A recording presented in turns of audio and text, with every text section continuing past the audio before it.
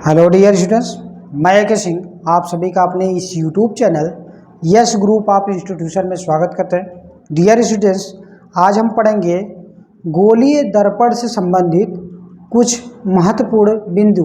चलिए आइए जानते हैं some important point related to spherical mirror.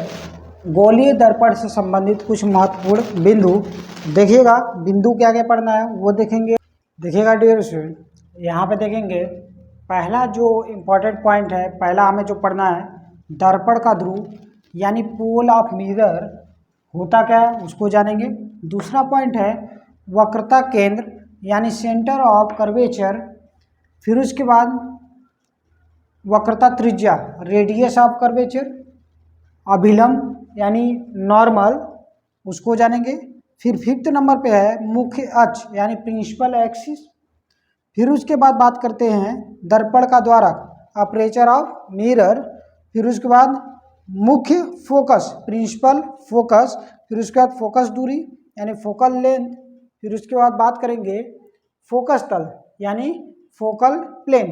तो डियर स्टूडेंट्स, ये सब पॉइंट क्यों इंपॉर्टेंट है मैं उसको जिक्र करना चाहता हूँ। तो इसलिए इम्पॉर्टेंट है, कहीं ना कहीं हम जो है image formation by spherical mirror देखेंगे। तो इमेज फॉर्मेशन के लिए कहीं ना कहीं हमारा फोकल लेंथ क्या होता है, रेडियस ऑफ कर्वेचर क्या होता है, नॉर्मल क्या होता है, प्रिंसिपल एक्सिस क्या होता है, ये सब जानना जरूरी होता है। ठीक है, जब तक अगर हम ये जानते नहीं हैं तब तक हमारा जो होता है कोई भी इमेज फॉर्मेशन करना हमारे लिए पॉसिबल नहीं है। ठीक है, तो चलिए आइए जानते हैं ये सब पॉइंट हैं क्या उसको देखेंगे। दर्पण का ध्रुव यानी पोल ऑफ मिरर ये किसे कहते हैं इसको जानेंगे। तो ध्यान दीजिएगा, कोई भी अगर हम मिरर की इमेज करते हैं, कल्पना करते हैं, तो कहीं ना कहीं कुछ ऐसा होगा या ऐसा होगा। कनकेव हो सकता है, कन्वेक्स होता है। केव यानी गुफा कनकेव हो गया। कन्वेक्स मीन्स क्या होता है वर्टिसिस यानी हमारा क्या हो गया। अब हिंदी में जानेंगे कनकेव मतलब अवतल, और फिर ये क्या हो गया कन्वेक्स मीन्स उत्तल। अब देखिएगा इसमें हमारा क्या होगा, पोल किसे कहते हैं उसको जानेंगे। तो ध्यान दीजिएगा, हमारा कोई भी मिरर होता है उसके मिड पॉइंट को यानी टोटल अगर हम क्या कर दें आधा कर दें, और समझिएगा अगर ये मार्कर है हम इसको क्या करते हैं आधा करते हैं, बीच से आधा करते हैं, तो हमारा जो सेंटर पार्ट होता है बीच वाला पार्ट होता है वही हमारा क्या होता है पोल होता है। तो ध्यान दीजिएगा इसका जो ये एक्सिस हमने लाइन दिखाया है तो ये हमारा रिप्रेजेंट कर रहा है किसको, पोल को। यानी ये क्या होगा हमारा मिड पॉइंट जो होता है किसी भी मिरर का मिड पॉइंट हमारा क्या कहलाता है पोल कहलाता है। ठीक है, ये पी, ठीक है समझ में आया, दर्पण का ध्रुव कहलाता है। क्लियर हो पारी बातें, समझ में आया।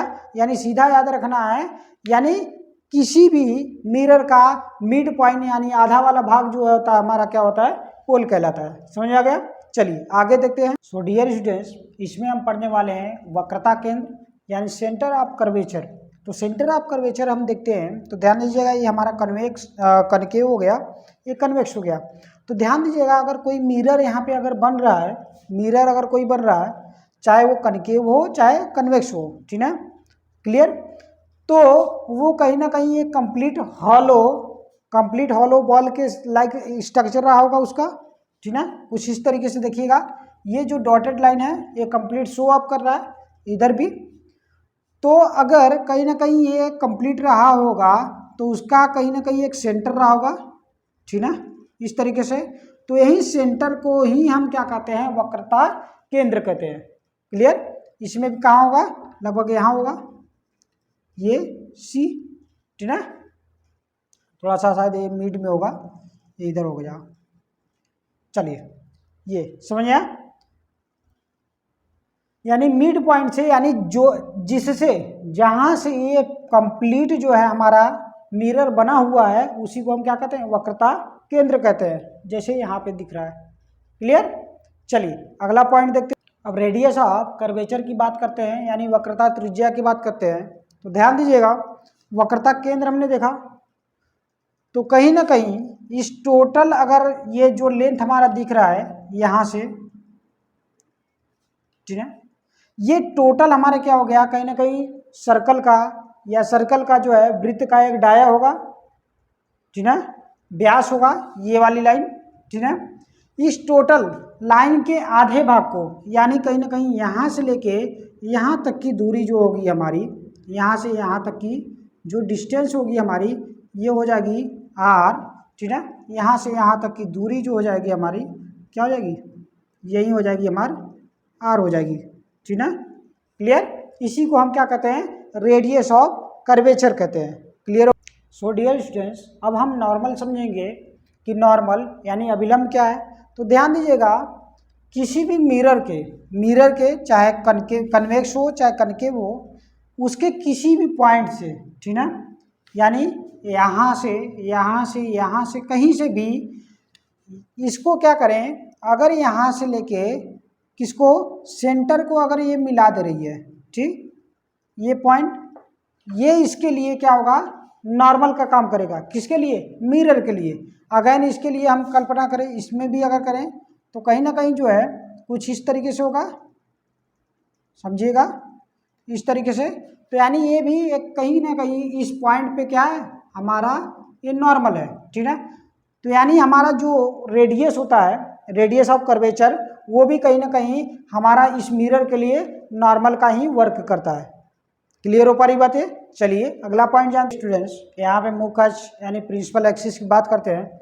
तो प्रिंसिपल एक्सिस में इससे पहले हमने जाना कि दर्पण का सेंटर क्या होता है, पोल क्या होता है, उसको हमने देख लिया।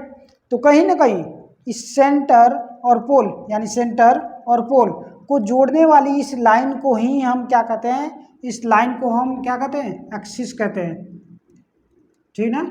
यानी कौन सी एक्सिस, ये हो जाएगी प्रिंसिपल एक्सिस हो जाएगी, यानी मुख्य अक्ष हो जाएगी। समझ में आ गई बातें। ये भी देखिए, इसमें कौन सा प्रिंसिपल एक्सिस होगा, ये लाइन जो है हमारी क्या होगी, प्रिंसिपल एक्सिस हो जाएगी। समझ में आ गई बातें। यानी कहीं ना कहीं हमारा जो रेडियस था, रेडियस ऑफ कर्वेचर जो था, उसी को हमने क्या कर दिया, आगे एक्सटेंड कर दिया। तो वही हमारी क्या हो जाएगी, प्रिंसिपल एक्सिस हो जाएगी।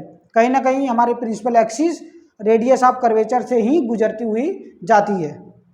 अब इसके बाद हम दर्पण के द्वारक यानी अपर्चर ऑफ मिरर की बात करते हैं। तो ध्यान दीजिएगा, कहीं ना कहीं अगर हमारा क्या होगा, एक मिरर है तो उसमें पोल तो है ही, लेकिन उससे पहले अगर बात करें तो कोई उसका एंड पॉइंट होगा। ये एंड पॉइंट क्या हो गया, M1 हो गया, उसका एंड पॉइंट क्या हो गया, M2 हो गया। इसी तरीके से कन्वेक्स में भी M1 और M2 हो गया। यानी इस लाइन को हम, यानी M1 से M2 तक की जो लाइन है हमारा, M1 से M2 तक की लाइन जो है, वही हमारा क्या कहलाता है, दर्पण का द्वारक कहलाता है। ठीक, दर्पण का द्वारक यानी अपर्चर ऑफ मिरर कहलाता है। इस लंबाई को ही हम क्या कहते हैं, यानी M1 और M2 जो है आपका दर्पण का द्वारक है।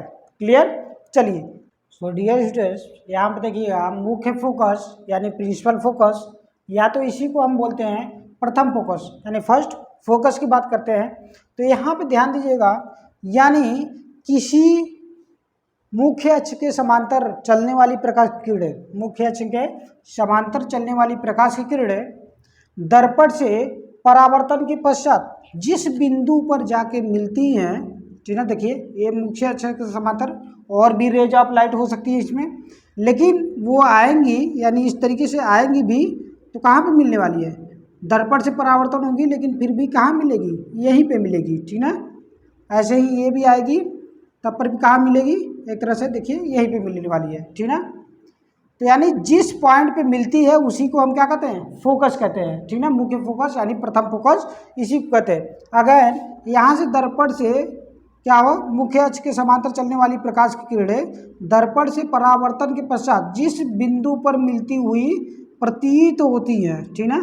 ध्यान दीजिएगा, टर्म है किसमें, यहाँ पे जो होगा ये हमारा कनकेव होगा, ये हमारा जो होगा कन्वेक्स होगा, कन्वेक्स, यानी कन्वेक्स में हमारा मिलती हुई प्रतीत होती हैं, और उसमें जो है क्या होगा, मिलती हैं, ठीक है। हाँ, यानी इमेज इसमें जो बने हुआ है वो क्या होगा, इमेजिनरी होगा, इसमें क्या होगा, रियल होगा, ठीक है। समझ में आ गई बात है। जिस बिंदु पे मिलेगी हमारा वो क्या होगा, मुख्य फोकस होगा। क्लियर। अब फोकस दूरी की बात करते हैं, फोकस लेंथ की बात करते हैं। तो फोकस लेंथ में जो है हमारा अगर कनकेव मिरर होगा, यहाँ पे कन्वेक्स मिरर यानी अवतल दर्पण में ध्यान दीजिएगा, ध्रुव से अब मुख्य फोकस के बीच की दूरी, ध्रुव से लेके मुख्य फोकस के बीच की दूरी को हम क्या कहते हैं, फोकल लेंथ यानी स्मॉल एफ कहते हैं। अगेन कन्वेक्स में देखेंगे यानी पोल से लेके मुख्य फोकस के बीच की दूरी को हम क्या कहते हैं, फोकल लेंथ बोलते हैं, यानी फोकस दूरी बोलते हैं। क्लियर। सो डियर स्टूडेंट्स, यहाँ फोकल प्लेन के लिए अगर बात करें, फोकल प्लेन की, फोकस तल की बात करें, तो ध्यान दीजिए चाहे ये जो फोकस है, ठीक ना, ये जो हमारा फोकस है इसी पे हम एक लाइन खींच देते हैं वर्टिकली, ठीक है, इस तरीके से, ठीक है, यानी फोकस पे जो अभिलंब खींच दिया गया उसी को हम क्या कहते हैं, फोकस तल, यानी इसको फोकस तल बोलते हैं, यानी फोकल प्लेन। इसमें क्या होगा, सेम इसी तरीके से यहाँ पे हो जाएगा, इस तरीके से अगर हम खींच दें ऐसे सीधे, ठीक है, तो क्या हो जाएगा, ये फोकल प्लेन हो जाएगा।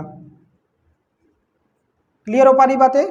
सो डियर स्टूडेंट्स, आज के हम इस लेक्चर में हमने देखा कि किस तरीके से किसी भी मिरर के महत्वपूर्ण बिंदु, कहीं ना कहीं वक्रता त्रिज्या, ध्रुव एवं फोकस दूरी, फोकस प्लेन, ये सारी चीज़ें हमने कवर किया और अच्छे से समझने का प्रयास किया। आई होप आप लोगों को सारे कॉन्सेप्ट क्लियर हो गए होंगे। चलिए इसी तरीके से सीखते रहेंगे, मिलते हैं आप लोगों से अगले लेक्चर में।